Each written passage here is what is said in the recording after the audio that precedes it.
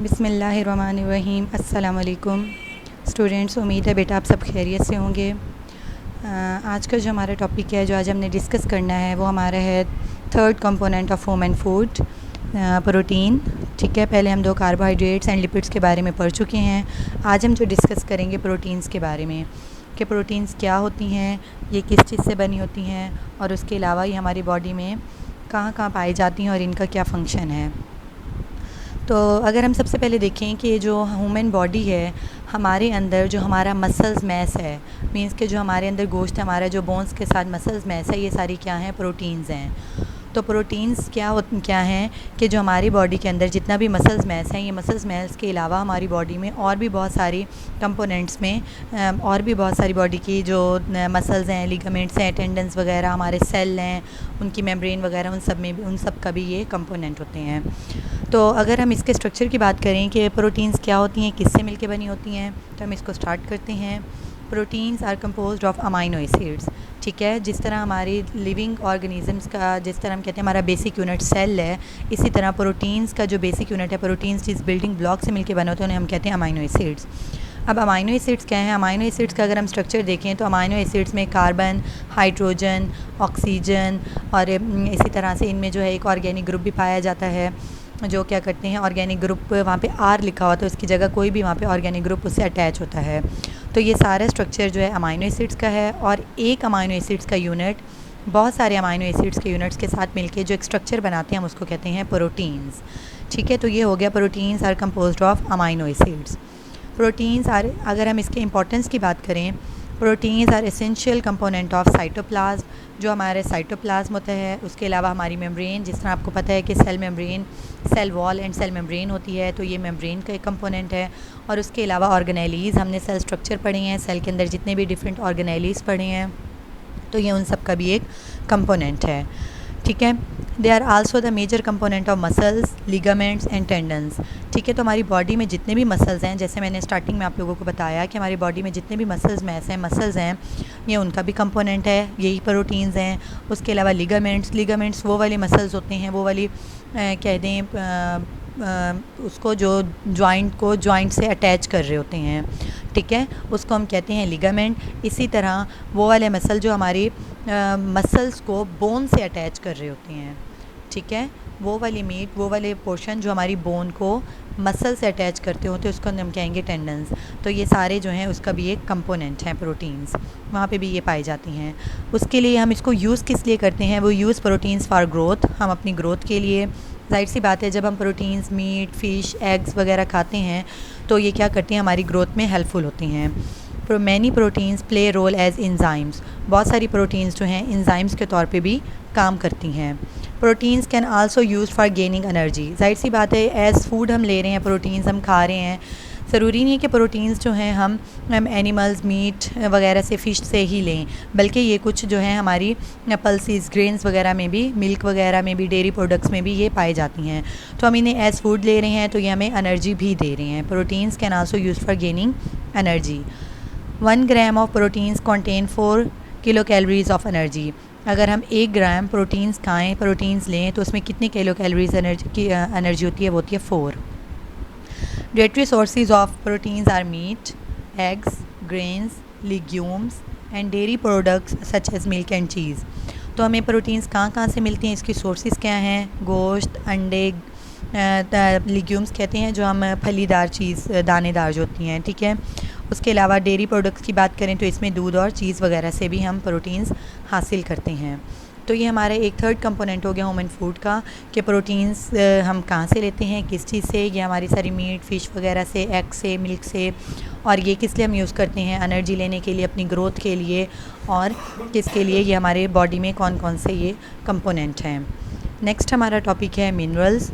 Minerals क्या होते हैं?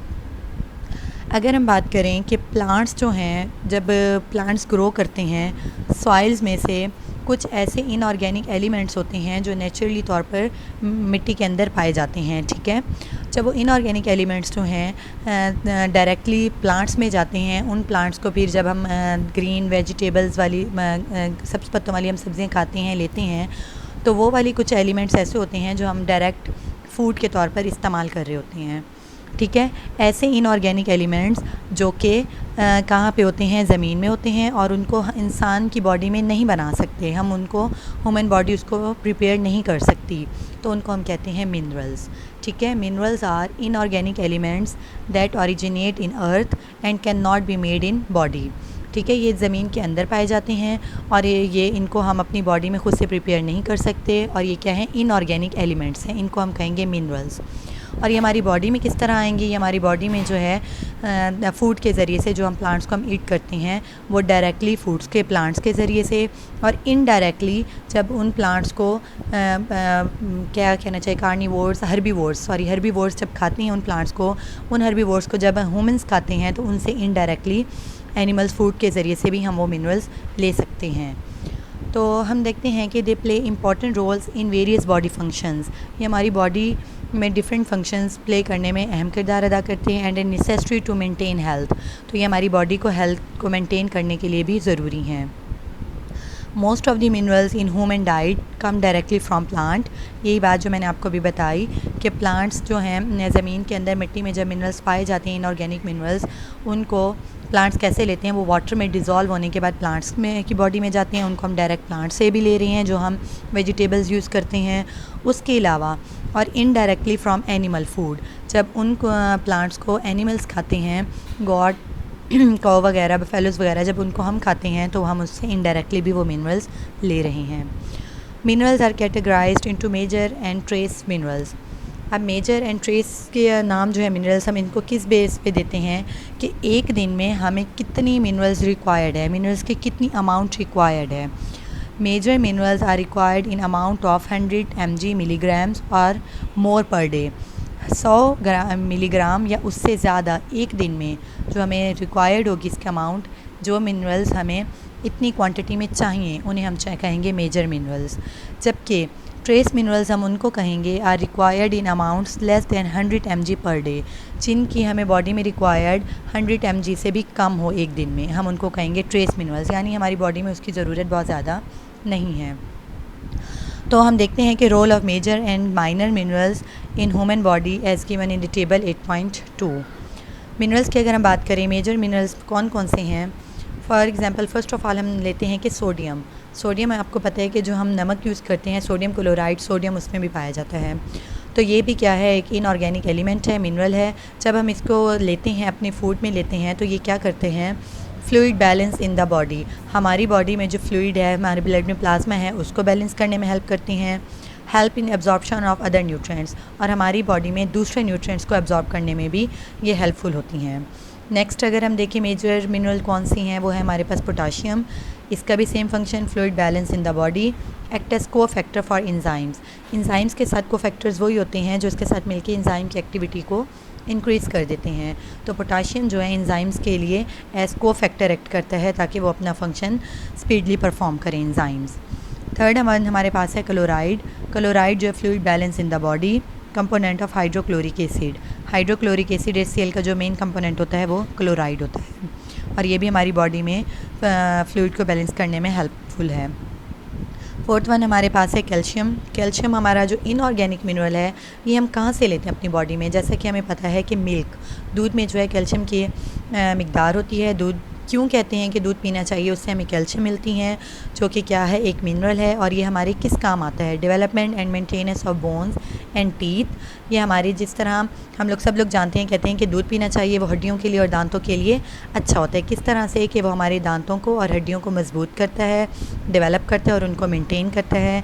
इसके अलावा कैल्शियम का क्या काम है, ये ब्लड क्लॉटिंग, यानी जब किसी इंजरी की सूरत में, कोई ज़ख़म होने की सूरत में जब ब्लड बहना शुरू करता है तो वो देखते हैं कि कुछ टाइम के बाद वहाँ पे क्लॉट बन जाता है, वो रुक जाता है। तो कैल्शियम जो है ये एक अहम किरदार अदा करता है ब्लड क्लॉटिंग में। नेक्स्ट हमारे पास है मैग्नीशियम एंड फास्फोरस। ये क्या करते हैं, मैग्नीशियम एंड फास्फोरस जो हमारे पास मेजर मिनरल हैं, यानी इनऑर्गेनिक मिनरल्स हैं, ये development and maintenance of bones and teeth, ये भी दांत और हड्डियों को डेवलपमेंट में उनकी और उनको मेंटेनेंस में उनकी ये हेल्पफुल साबित होती हैं। नेक्स्ट हमारे पास है ट्रेस मिनरल्स जो हैं आयरन। फर्स्ट ऑफ ऑल ये क्या करते हैं, ऑक्सीजन को ट्रांसपोर्ट करते हैं एंड स्टोर करता है। हमारी बॉडी में ऑक्सीजन ट्रांसपोर्ट एंड स्टोरेज का काम कौन करता है, ये आयरन करता है। Next zinc aids insulin action.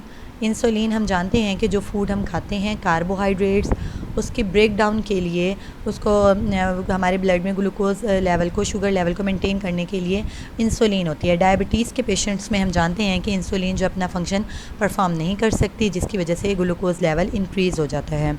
तो ये जो इंसुलिन का एक्शन है, इंसुलिन को काम करने में ये मदद देती है जिंक, ताकि वो ब्लड में ग्लूकोज लेवल को मेंटेन रख सके। इसके अलावा help in growth and reproduction, ये हमारी ग्रोथ एंड रिप्रोडक्शन में भी मदद देती हैं। Copper act as enzyme cofactor, ये भी इंजाइम्स की एक्टिविटी को स्पीड अप करने के लिए कोफैक्टर के तौर पे काम करता है। Chromium help in insulin action, insulin के एक्शन को, इंसुलिन के काम को स्पीड अप करने के लिए हेल्पफुल है। Fluoride stabilize bone minerals and harden tooth enamel, ये हमारी जो है बोन के मिनरल्स को स्टेबल करने में हेल्पफुल होता है। और जो हमारा टूथ का एनेमल होता है, यानी हमारे टूथ का एक पार्ट होता है, आउटर कवरिंग जो होती है एनेमल, उसको ये हार्ड करने में हेल्पफुल साबित होती है। आयोडीन क्या करती है? Essential for normal thyroid function. Thyroid जो है हमारी बॉडी में एक ग्लैंड होता है, हीट कंट्रोल करता है, प्रोड्यूस करता है, तो इसके आयोडीन जो है उसको प्रॉपर फंक्शन करने के लिए आयोडीन ज़रूरी है। इसीलिए कहते हैं जब आयोडीन की कमी हो जाए तो इससे फिर वाइटर डिजीज़ हो जाती है। तो नेक्स्ट हमारा टॉपिक है role of calcium and iron. Calcium, जिस तरह कैल्शियम एंड आयरन अभी हमने देखें कि ये क्या है, मिनरल्स हैं, इनऑर्गेनिक एलिमेंट हैं, मिनरल्स हैं, ये हम कहाँ से लेते हैं और ये हमारी बॉडी में क्या क्या फंक्शन परफॉर्म करते हैं। इसको हम मज़ीद थोड़ा डिटेल से देखते हैं कि कैल्शियम क्या है, इसका क्या काम है। Calcium is essential for the development and maintenance of bones and teeth. ये जैसे अभी हमने पढ़ा, हमारी दांतों और हड्डियों के मेंटेनेंस एंड डेवलपमेंट में कैल्शियम जो है ज़रूरी है। सेकंड नंबर, ये नंबर 1 पॉइंट है, इसको हम पॉइंट्स में डिस्कस कर लेते हैं। Number 2, it is needed for maintaining cell membrane and connective tissues. हमारी बॉडी में जितने भी कनेक्टिव टिश्यूज़ है, बोन, ब्लड, जो के कनेक्शन का काम करते हैं, कनेक्टिव टिश्यूज़ के बारे में भी हमने पढ़ा है। तो सेल मेम्ब्रेन और कनेक्टिव टिश्यूज़ को मेंटेन करने के लिए ये ज़रूरी होता है। नेक्स्ट थर्ड पॉइंट हमारा है used for the activation of several enzymes. हमारी बॉडी में बहुत सारे एंजाइम्स को एक्टिवेट करने के लिए, उनके फंक्शंस को स्टार्ट करने के लिए भी कैल्शियम नेसेसरी है, ज़रूरी होता है, रिक्वायर्ड होता है। Third point. फोर्थ वन हमारा पॉइंट है calcium also aids in blood clotting. Calcium जो है ब्लड क्लॉट करने में हेल्पफुल होती है। Women get calcium from milk, cheese, eggs yolk, beans, nuts, cabbage.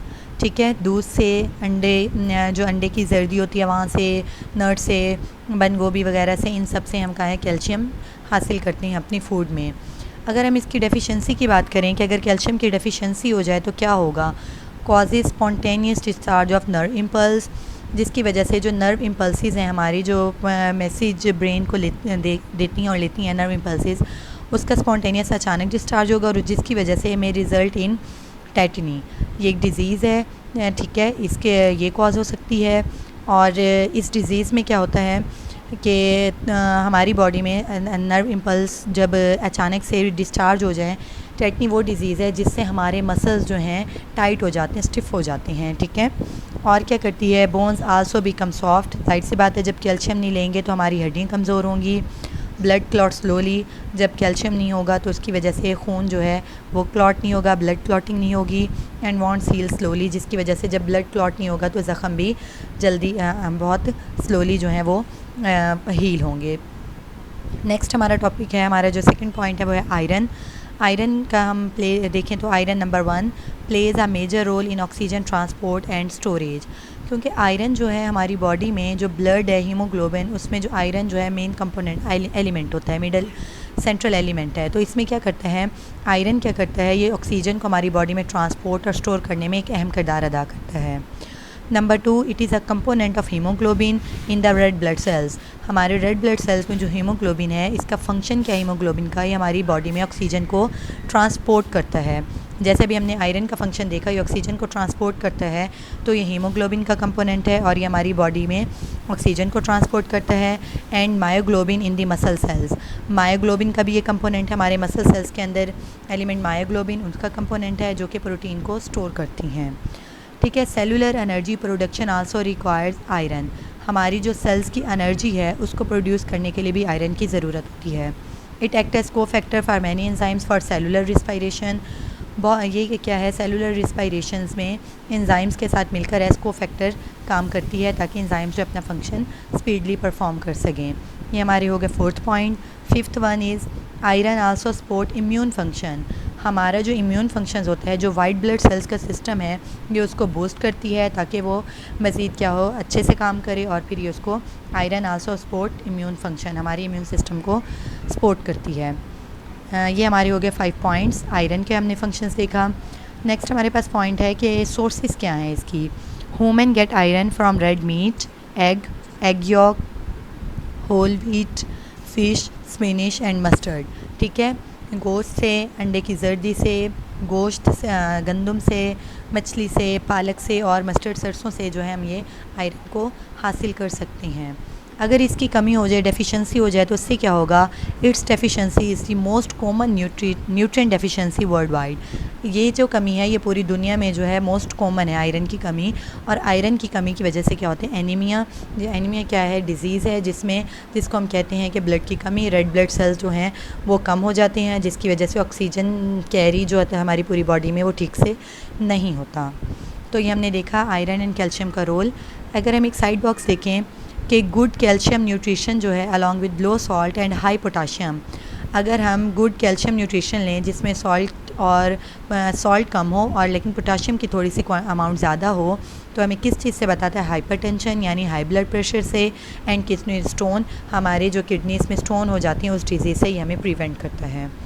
Okay students, तो आज तक का हमारे यहाँ तक टॉपिक कंप्लीट हुआ। आपने इनको पॉइंट्स के साथ याद करना है। जज़ाकल्लाह, अल्लाह हाफिज़।